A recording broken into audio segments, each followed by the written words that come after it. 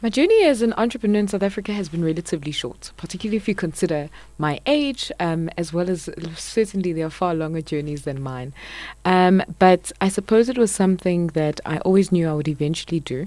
And I certainly, throughout my career,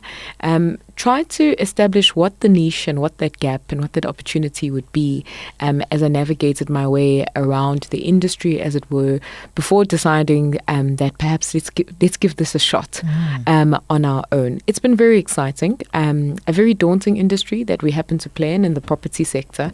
but one that if you look through its value chain, if you look through all of the developments that is happening but is also still required in a country like South Africa, is also quite an exciting space to be in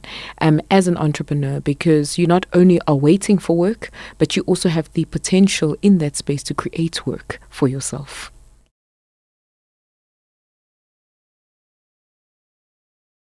I think what specifically drives me is that through property as a medium, the more I worked through the property sector, I certainly saw property as being a transformational tool. Not only to create wealth for myself and my family and for the company itself, but, when you begin to work in underdeveloped parts of South Africa and you begin to work with communities that have never had access to facilities, whether they are public infrastructure facilities, whether it is a municipality that has never really checked on what it actually manages, or whether it's a private developer who has a specific dream and an ambition to better the community they grew up in or a piece of land that they previously owned, you suddenly realize that the transformational aspect of that becomes that you can not only create opportunity for others, but you can create skills, you can create economic activity and economic hubs in places where they no longer where they didn't exist, should I rather say, before that. And I'm really driven by the fact that the industry, as age-old as it is, as emotive a subject as it is, particularly in South Africa, the issues around property ownership and land in this country are still issues that we still have to have great conversations about.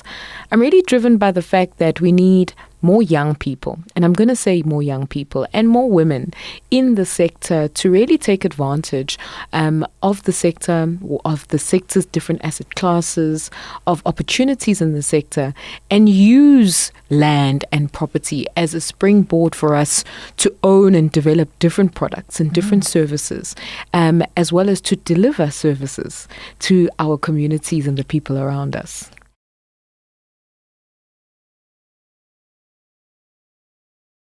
There's still far too few women, and I'd certainly say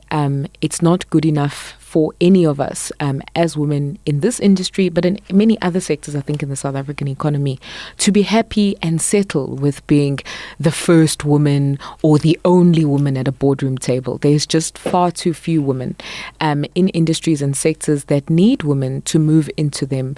in order to not only, shift the economic prosperity of the economy, but also shift, equity, and to shift what boys' clubs look like to include girls.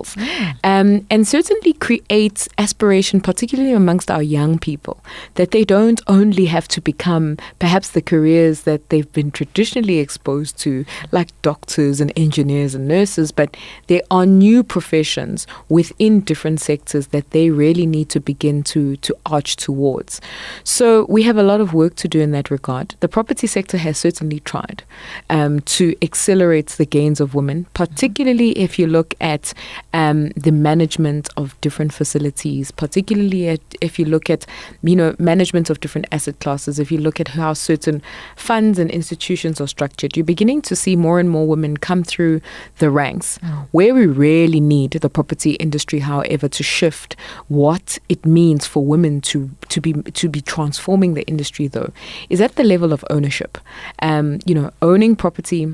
is not an easy thing. It's a very capital intense industry as well. And very few women have access to those kind of means. And therefore it means we really need to investigate almost alternative options and avenues for women to enter the asset class and the ownership of the asset class.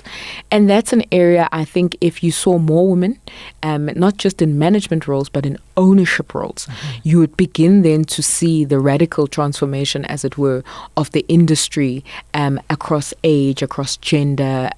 across skill sets. And then you'll begin to also see some new and exciting, innovative solutions come out of the sector as well.